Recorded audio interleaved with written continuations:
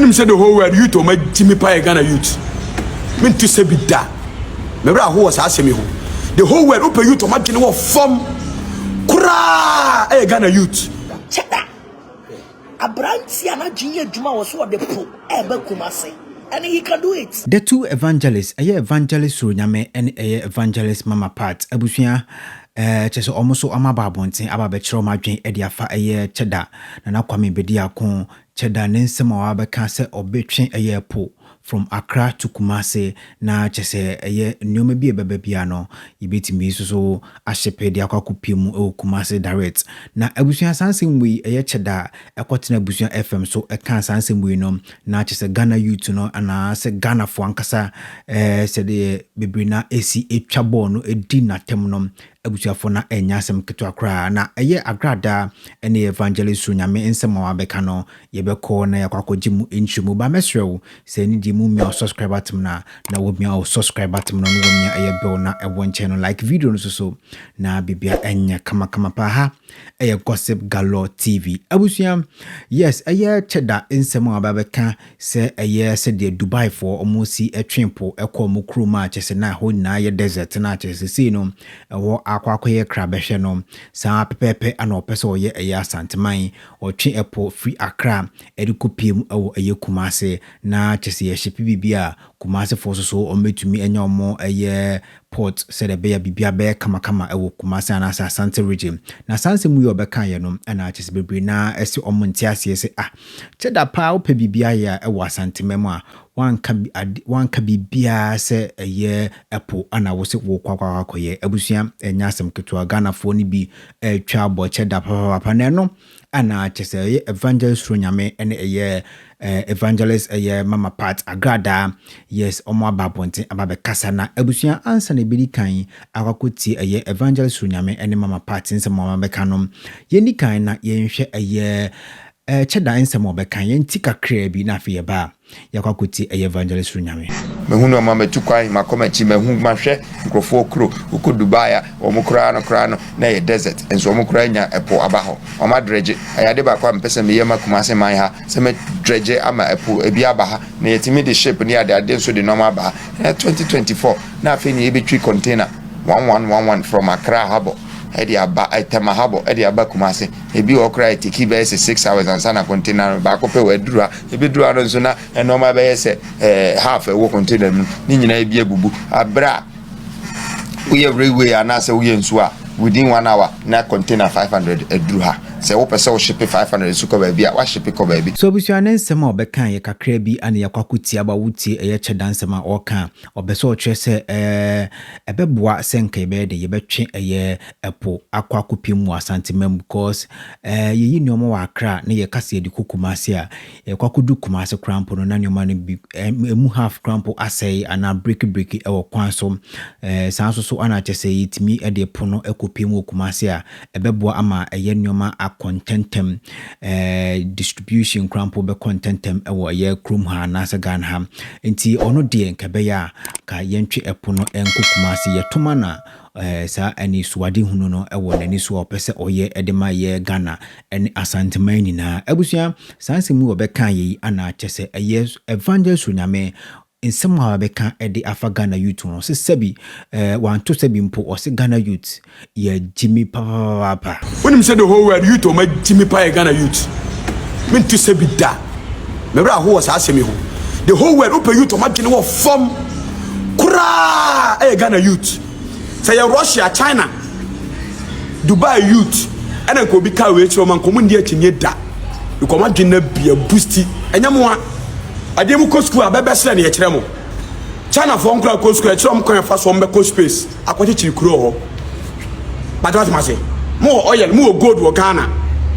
bu ko school was yekere mo kan fa so refani oil ne yekere mo ne yekere mo kan aponti fa so bo break na yekere China for ne Russia ne Dubai for nkura kan fa so refani oil nti sa wo man we no youth na wo mo ye da wo bejimi nti Cheddar beka so wo de pufra ka ba Kumasi a ohun o man 20 years obetimi de aye 20 years I can say the pufra kre be Kumasi yentimi but unim secret ni say ye wo leadership mu mienu ye wo politicians ye wo mo ba akọ ene ye wo leadership leader ni ye wo bi a ono no ba no obeya de be de ayam ensenna ho de ama oman no ene ne din ebi na Dubai fo nya ya ne Dubai e ka behwe no yo li so mo ba o meka to so ye beti anwabo so to abamaye ye ba gale ni beans ye beti bo no so mo to abamaye ye ba me pa trotro drivers ye beti petrol so mo to abamaye ko be ni momonefo mo am ko fa banche e wo ye gi e de ba ndi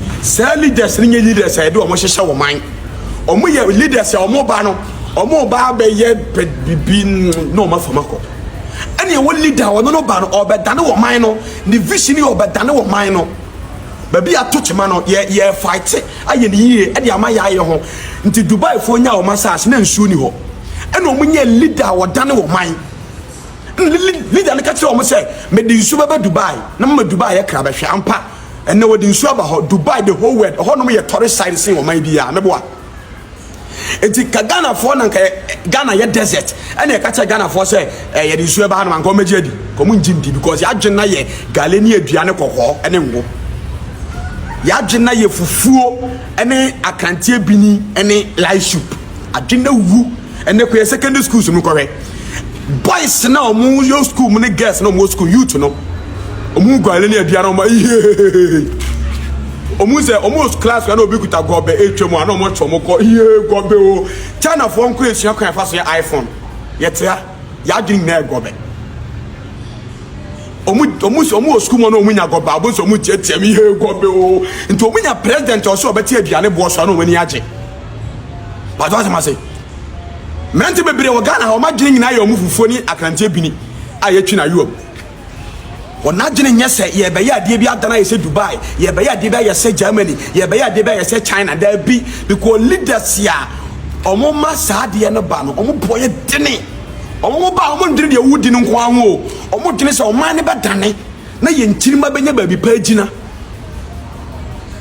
ba to de me kana otiase nti sali leaders no Germany fo nya bi ene Germany adana se nane hwe US fo nya bi China fo nya bi India fo nya bi Spain nya bi Argentina nya bi Portugal nya bi Russia nya bi sa man ni nyina nya leaders edane wo man nti de amana dana manne ye Ghana fo ne Africa fo no ye pese ye kosa wo man no so e kwatena honom nti se wonya sa leader ne bi wo man mu a e wo se wani gi because o man na wo pra koso leader bi na dana ne na ne wo pese wo ye de okoho ena wonye sa leader ne bi wo man mu nti wo se so ni mu na wo dana wo de ne nso ma ba Ghana youth no ya gina ye kokko ne ngo ene gale ne adua akante bi ni fufuo jollof ya chie e dia kokko sere ato ho ye twa salad cabbage ene carrot agu ho ne ya cherew ya dwene ye dua jimi nko youth no nti Nigerians ne afia sasere ga uni momo me poma sem papa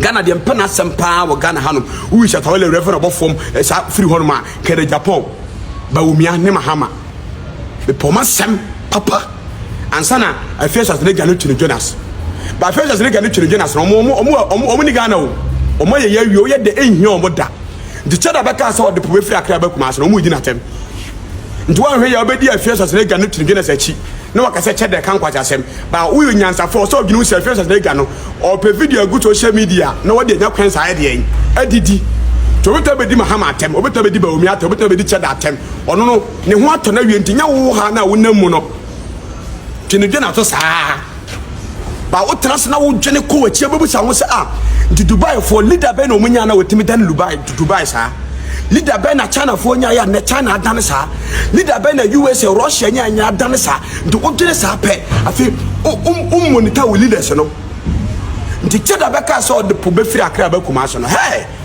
na me say hey ade na si wo Dubai ya na ho ye desert and ne ho ma ye kra ba hwe no ye ma yeri da ho bi be si wo ha no ba youth no ye hu da Jimmy o de ya pa ne se abato aduru na ya to abawie na o ma boy mama yasa ye sali de se na ye pe se ya to abawie na obi anwene nipa na o we ne aboy nyom ne akohwirihwiri oda po mama wona po mama wona akufo-addo wona po ba omie wona po ne akofie eno na youth no ye Jimmy e wo sie katia wo se o man ye dia Ghana belong to us they say Dubai youth dia Germany ye Germany youth dia, China ye China youth dia, the China ye fa ye ma youth no, Dubai ye fa ye ma youth no, Ghana ye fa ye ma youth no. Nti ade wo se Ghana youth ya dwene se Ghana bedane.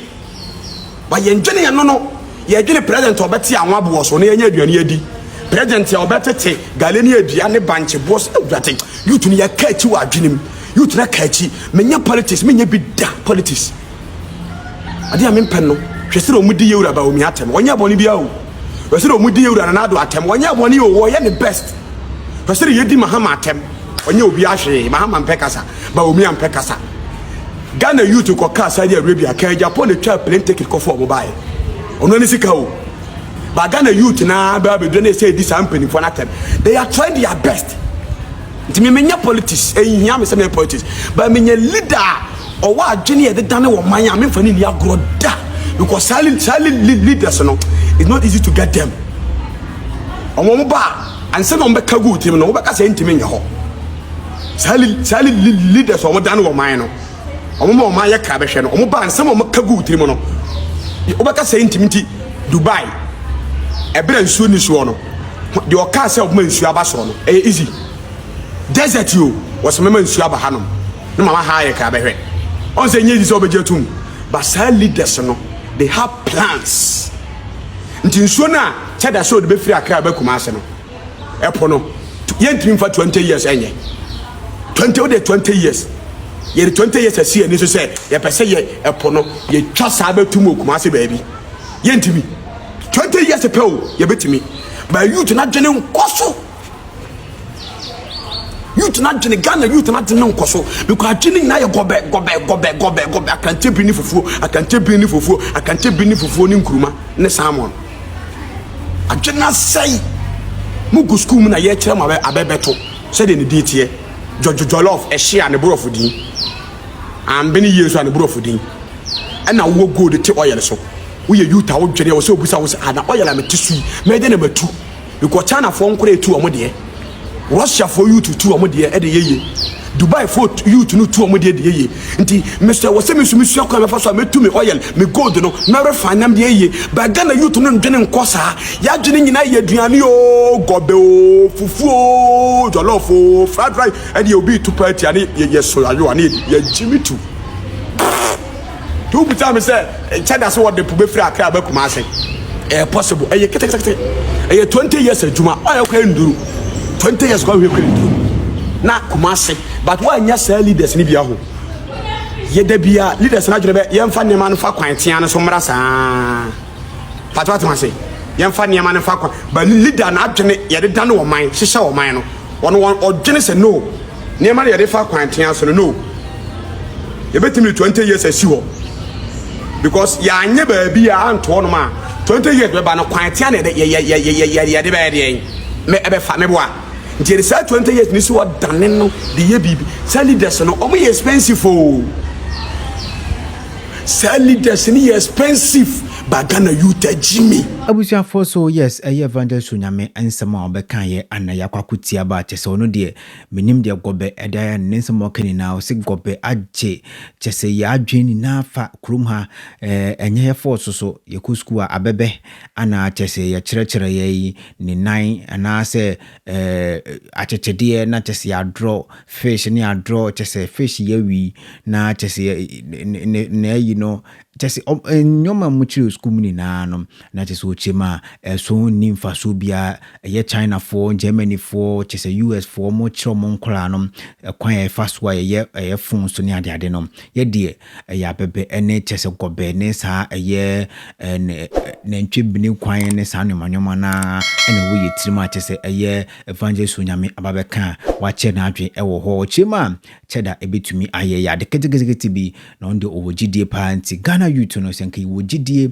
wo ye sebi impedua sanka ye njimi ya ka ye insema Cheddar beka na kebetu ye na ebetu ye support e de ma no ye ma na be 20 years a obetumi e de na Ghana hanom obedi president 4 years pe na 4 years no obetumi de ye Ghana ha so na chese busuafo se pani bi eba be ye bibi na oja ho na okwa de obeba no ometo aso abusua yanko na yanko nkuti Agradaa so aba beche na adwen e de afa Cheddar ensem no Cheddar so de Send all your small boy billionaire no me chasing no.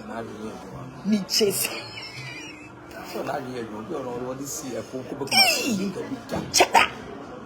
Abranti ana junior Juma was what the pro ebe Kumasi. And he can do it. He can surely do it. We have some machines. Cheddar bits nyama directing pro ebe Kumasi. None of me also go for the accident. I'm saying you people, you don't know that it is possible. It is possible. He can do it. He can fucking motherfucker do it. What was it?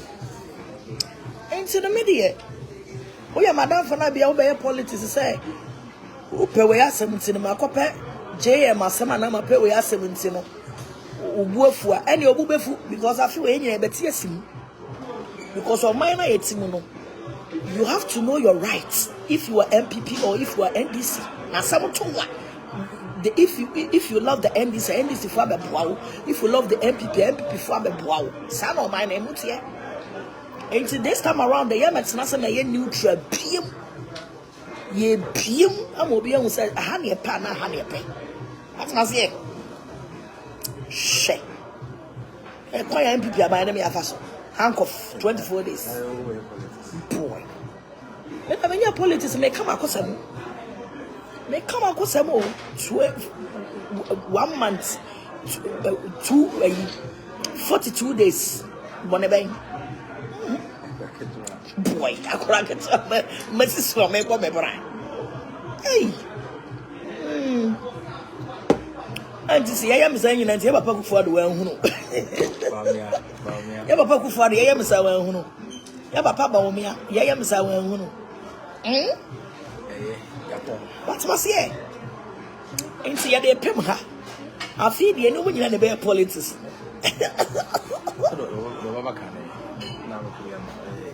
But that's my catch of some PJ and myself. To me, one of my papa will be able to see Kedia. And don't just have a Kasama JM. To me, well, this kind of a man, I will talk for you. Oh, this kind of a man, I will talk for you. It is a JM, me was somebody I won't come home for the kind of an answer. And one farmer, near my papa will be a Tissimo or the Bramier. That's what I'm a businesswoman. I am a businesswoman. I am a businesswoman and I understand business. So if you want me, bring the money. Yes. If you want me, bring the money. If you don't bring the money, it's a business. So busia Agradaa so ana chese ochema chese Cheddar obetumi aye adwuma no simple crowd ne eye nikunu eye Angeles yamane no motewo no mudi nkomo edefa ensema Cheddar ebeka ye na ochirem so ne die ope ye Jomahama asem ye pa but eye ensem na eye Cheddar beka he no osenke like ofuaso yes sano peso che ofuaso pa na chese onu die beya anka etimi ye pono Kumasi a ya de beboa Ghana mani na nti abusuanom ana yakwakotia ba chese evangelist Suro Nyame watutu bi ede magana yuto chema ya jimi yes kwanto sebi so ana chese Agradaa chema mo sre eye Cheddar ni nanom na chese omunim de omoye nti enom ana yakwakotia ba no abusuafo so beti matchre wadwen e comment section wa ha eye Gossip Galore TV ani dim so mi subscribe button na wo mi subscribe button na wo mi aye bell na ekwan channel like video no so na bibia enya kama pa ha ana mi do bezi nyakopon hwa afi so onyo kese se wo jembre na kan no makraw